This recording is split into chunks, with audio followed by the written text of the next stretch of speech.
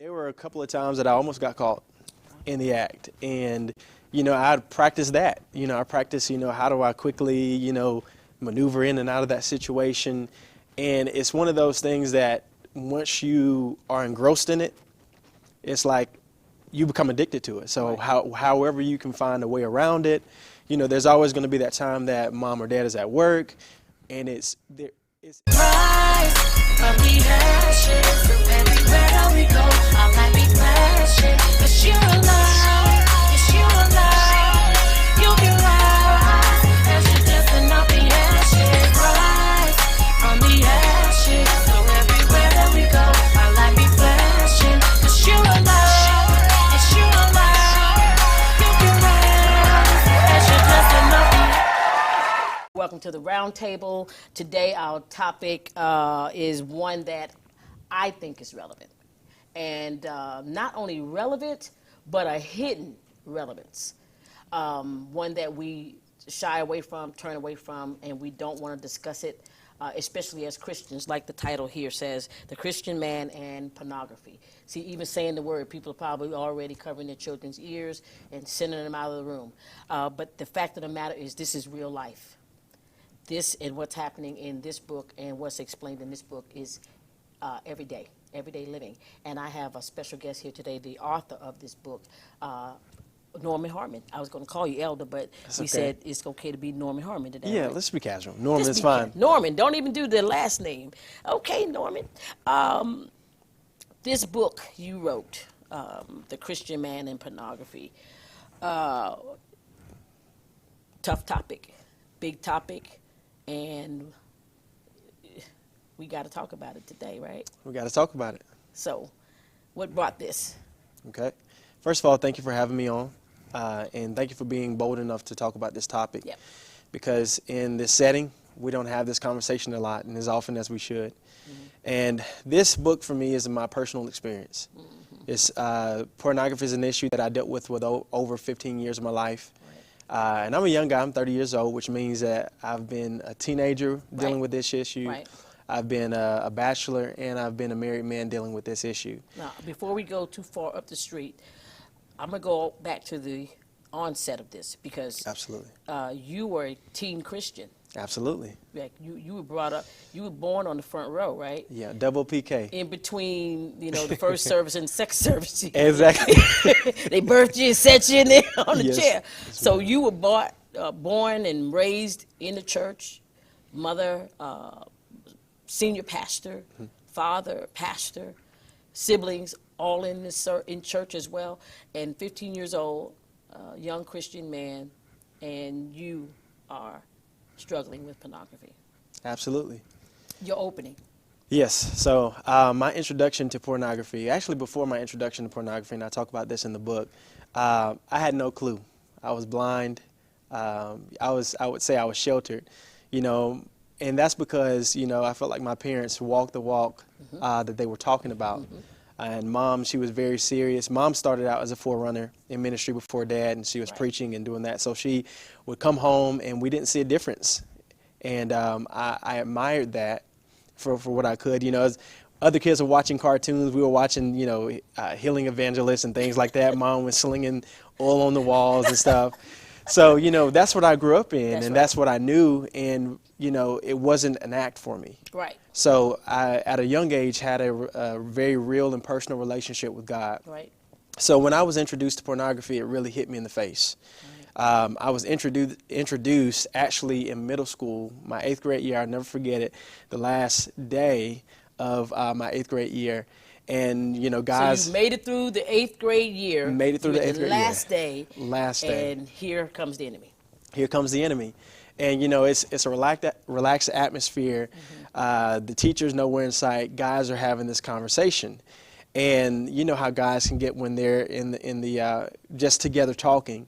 And so they start talking about ladies, and they start talking about these issues, and they can tell that I'm uncomfortable trying to bring me into this conversation. They say, Norman, don't act like you haven't seen pornography or you don't know what we're talking about. Right. And I respond and I say, no, I haven't. They continue to pick and laugh and things of that nature. And I'm still trying to figure out what they're talking about. I have an idea because I've been through sex education at this point, but to actually be faced with that, the nature of it, I hadn't at this point. And one of the things that you were saying is that you were sheltered. Absolutely. And can I just use a better word? Yes. Guarded. Guarded. Yes. And see, I think that sometimes we think that that's a problem in the church. Yeah. To guard your children. You know, Absolutely. it's not really sheltered. It's really just you're guarding their entries. Absolutely. And keeping the, you know, corruption of this world and the cares of this world off of your children, because these are the battles that they gain as children down the road, like you are writing about. Absolutely. Down the road, it becomes the issue. And so you as 15 years old, 8th grade, like you're very young, so sex is not a topic that young people don't talk about now. Absolutely. You know, in my day and age, you know, we whispered sex. Right. We didn't speak about it in a loud and open way, and but for the younger generation, it's just common. Absolutely. And even then, for me, you know, elementary school, middle school, I knew about sex because it was going on around me. You know, Right. kids would sneak into the janitor's closet and Don't have, tell me. Oh, Don't I'm tell just me. saying it happens. Don't you know? tell in the Yeah. janitor's. Absolutely. Parents, you better go up to the school and check in those janitors' closets, and be sure your children are where they're supposed to be, because Harmon done told it. Okay. Yes, ma'am.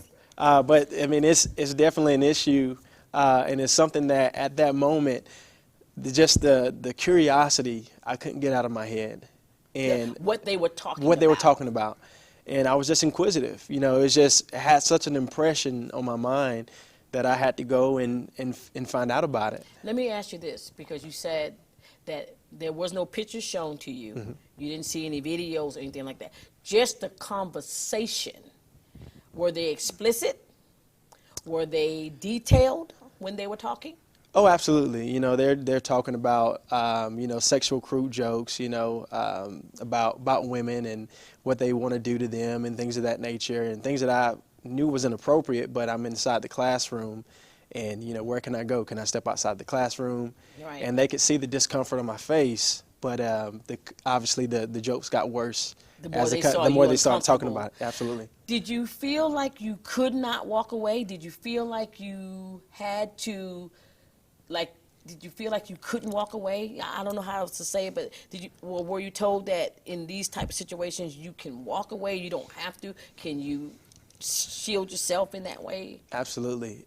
I think it just happened so quickly, I didn't think to walk outside. You know, me as an adult now, you know, if I'm engaged in a conversation that I really don't want to be engaged in, you know, I'll get up, remove myself, because I'm thinking from Right. that perspective. But as a child, I'm just thinking, hey, I wanted to stop, you know? Right. And so when you go through that situation and you look back, hindsight is always 20/20, Right. but I don't even think that was a thought. Thought in your mind Yeah. to get up and walk away, because this is just your friends that you all sit around and talk about other things, and so this conversation just kind of grabbed you. Did you recognize when you became intrigued during the conversation? No, it didn't hit me until I was alone. My thoughts of it were negative, but then when as maybe the car ride home, the more I replayed it, the more I became a little more open to it, and the more it began to morph. Right. I was saved, but I didn't know about casting down vain imaginations. Gotcha. And so all I knew was it was wrong, or I felt that it was wrong, and those thoughts continued to linger. And as the television came on, the more I inquired about it. And you know, now on TV, Oh, Coca-Cola commercial, you could be talking about oatmeal, and and they got a half-dressed person that it looks like she's selling something else, but you're talking about oatmeal. And so now it's just like right in your face. Absolutely. And with this little seed that's been planted, that's just some watering that came along. TV became difficult for you? Yes. So I'm a movie person. I've always liked movies and adventure and action movies. And one of the things that my parents would always tell us is, if a scene comes up that you're not supposed to watch, make sure you turn it. Right. And so when those scenes would come up, I found myself battling, should I turn it, should I not? Right. And so that was the entryway into my eye gates of not turning the channel, and it spiraled off from there. So before this, when the scenes came up, you would turn it Absolutely. because mom said turn and dad said turn. Yeah, mom was listening, dad was listening, and that's all I knew. Did you start turning the TV down? Oh yeah, the TV was on mute, So I know all the hacks to look for my own kids now. That's the key, because once you have experienced it and once you've gone through it, that is, I think, the formula Absolutely. for giving those after you opportunity to walk out of these things or not even enter in, is to, because to me, I'm one of those parents, I really don't have a problem with breaking up privacy. Oh, absolutely. Yeah, there's no such thing to me in the house when you're raising children as privacy. It's Absolutely. like one knock and I'm in. Well, and that's the thing. My parents were that way as well, and there were a couple of times that I almost got caught in the act, and I'd practice that. I practice, how do I quickly, maneuver in and out of that situation, and it's one of those things that once you are engrossed in it, it's like you become addicted to it. So however you can find a way around it, there's always going to be that time that mom or dad is at work, and it's inevitable to always be there with your kids 24/7. Especially when they're 15 and 16 years old, because there's the level of trust that you've given to the child to be at home by themselves. Absolutely. And to develop as a young adult into, being responsible. Absolutely. And taking on, care for yourself. And so you use those times to indulge. Right. Absolutely. So Now this is my thought. In the onset of when you got home from school and you realized what they were talking about, now you're ready to put a picture to what they were saying. Absolutely. Is that what the opening was? Absolutely. So you come home and you start to lower the volume on the scenes that you're supposed to turn away from, and you start to mute the TV. And mom has a trust in you because you and her have a great relationship. You and dad have a great relationship. You've always been open with mom. Absolutely. Right? Absolutely. And so I think sometimes this is also an avenue where the enemy slips in. He slips in on top of the trust between the parents, and they no longer feel like they have to check things. Right. Because when I heard of you as a child, I heard nothing negative Right. Right. of you as a child. Absolutely. As a young man, you were the American, all-American, straight kid. There was no rumors to your name. There was no issues. There was nothing about Norman Harmon Jr. And that sometimes that can be the thing that keeps you from being safeguarded when you need it. Absolutely. And it was that helped me back from getting the help that I needed.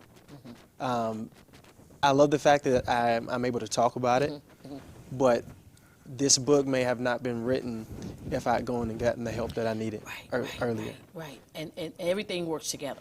Absolutely. That's what it is all Absolutely. about. I call people like you bush beaters. Yeah. You make the way clear pathways for others to come and not have to struggle. Absolutely. As hard or as long as you struggle, because yours was 15 years? 15 plus, yeah. 15 plus years. Now, let's fast forward a little bit, and now you're right at the adulthood, which is 18, they say? Yeah. So they say. That's what they say. So they say. But we'll give it to them because they say that's what it's supposed to be, 18. Yeah. And now you're off to college. And what is that like? Okay. So college is a freedom that I hadn't experienced before. But surprisingly, my start, because by this time, I'd already been engaged in pornography and sexual activity for 4 years. Still a virgin at this point. Right. Not that makes a difference, but just for clarity. It does. Okay. It makes a difference. Okay. Go ahead.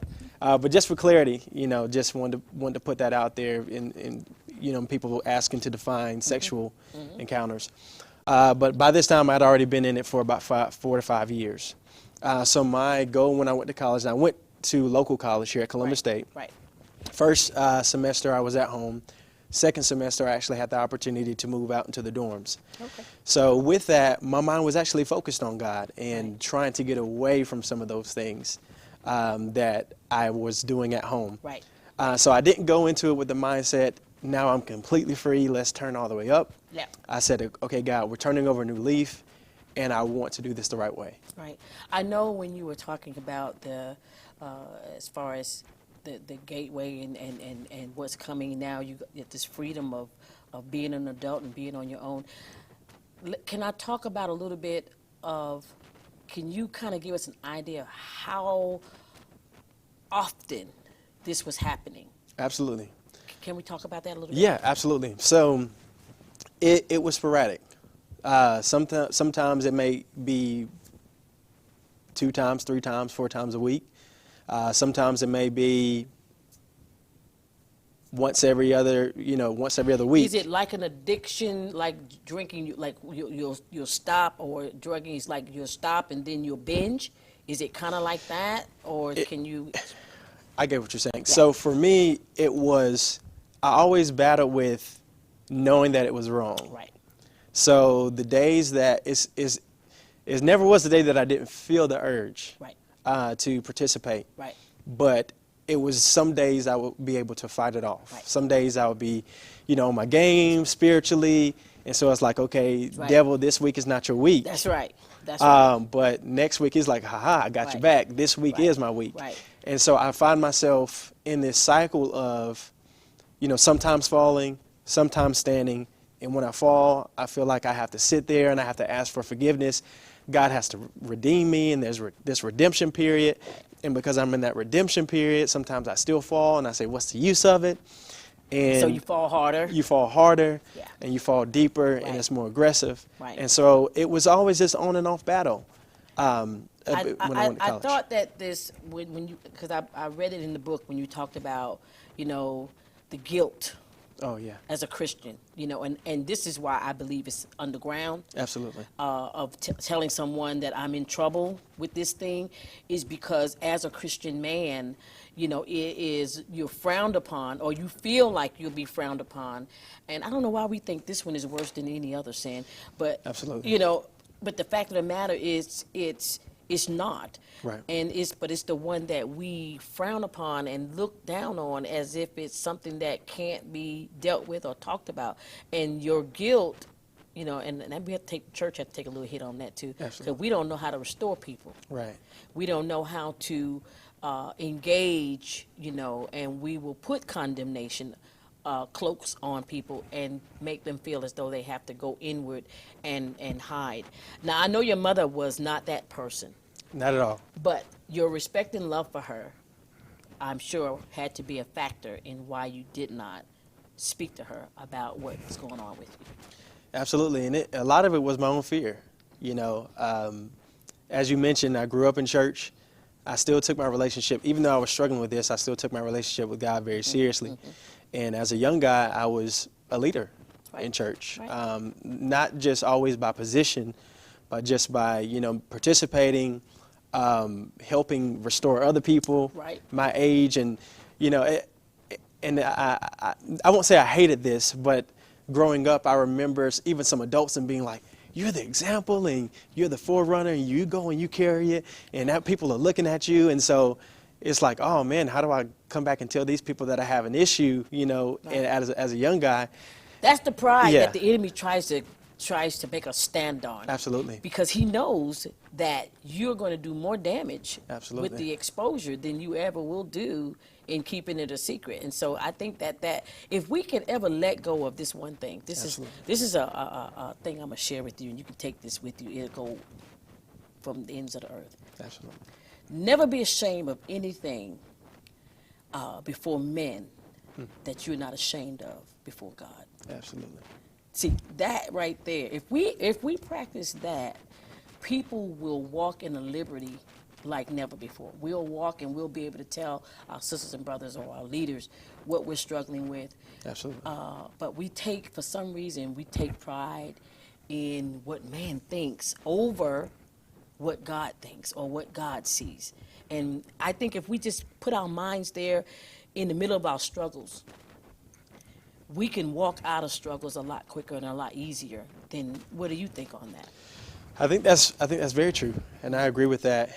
And I think it's a very bold person to get up in front of the congregation and say, this is something that I'm struggling with, not something that I struggled with. Right. You know, we all hear the testimony of, I remember when I, was in the crack house, or when I was, in the club, in the strip club, and, But ain't nobody talking I'm about not there no more, and by the grace of God, Right. but to be able to say, no, I have a real issue. I'm still a man of God. I'm still anointed, but this is something that I'm actively receiving help and counsel with. Right. Somebody is restoring me. Right. Whether they choose to step back from that position while they're being restored or not, to be transparent and share that's, It's a tough spot. yeah, it's a tough spot.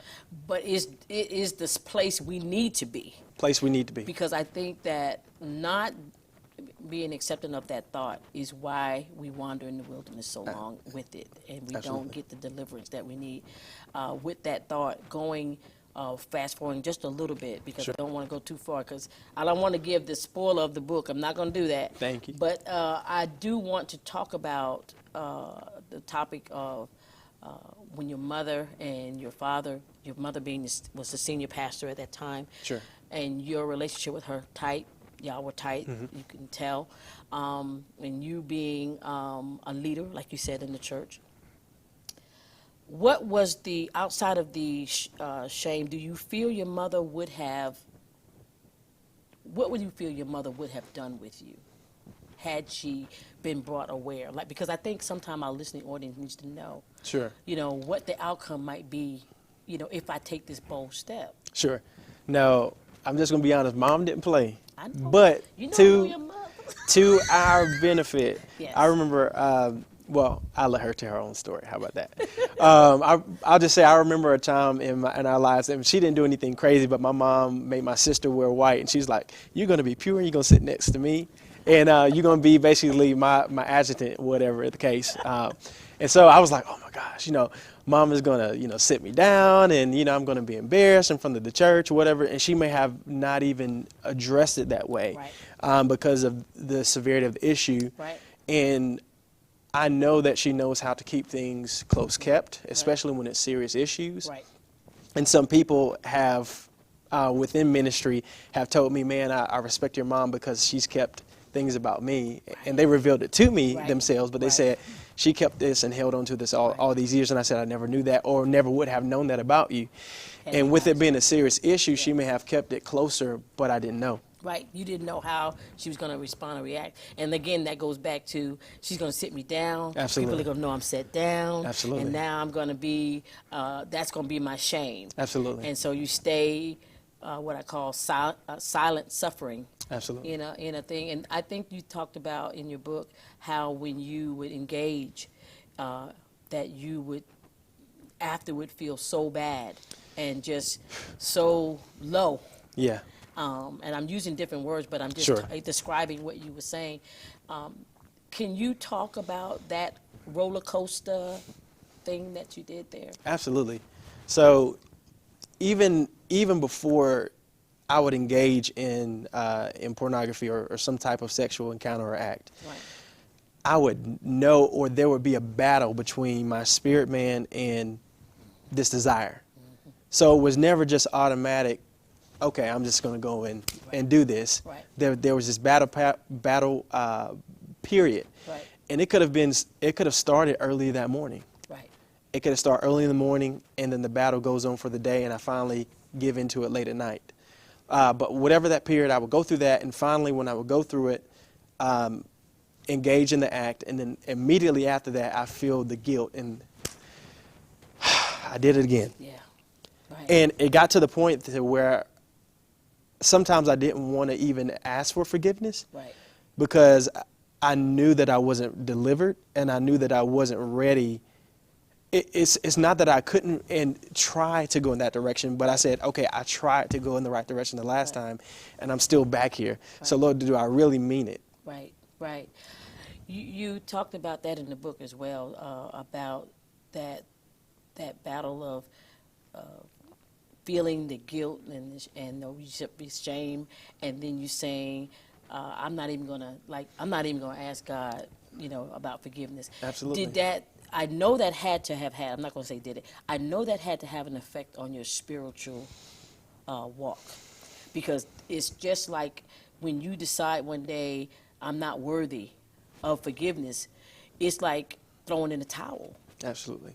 And so, along with that, did anything else spiral? Like, did you find yourself in other aspects of your spiritual walk falling or giving into? Was there any other things that kind of compounded in that give up moment? Sure. Because that's how we do. Sure. When I'm on a diet, I'll be doing good, and as soon as I eat that piece of cake I'm not supposed to eat, I'm like, well, forget it. Absolutely. Go and bring the sandwich, bring the, Yeah. I go off the deep end. So. Well, for me, I guess everything must have been super concentrated on sex, because that was my Achilles heel. And I won't say that I haven't done other things or whatever the case, but in my mind, as far as my Achilles heel, if I ever have one, this was it. And so everything was really concentrated in that. And so I moved from the mindset of grace into works. And what I mean by that is, okay, God, the longer I can go without watching pornography, the longer I can go without any type of sexual activity, the more you will accept me, or the better I am as a Christian. Right. So I tried to come up with ways, fasting and praying, reading the Bible, whatever I could that would keep my mind in the right place. Right.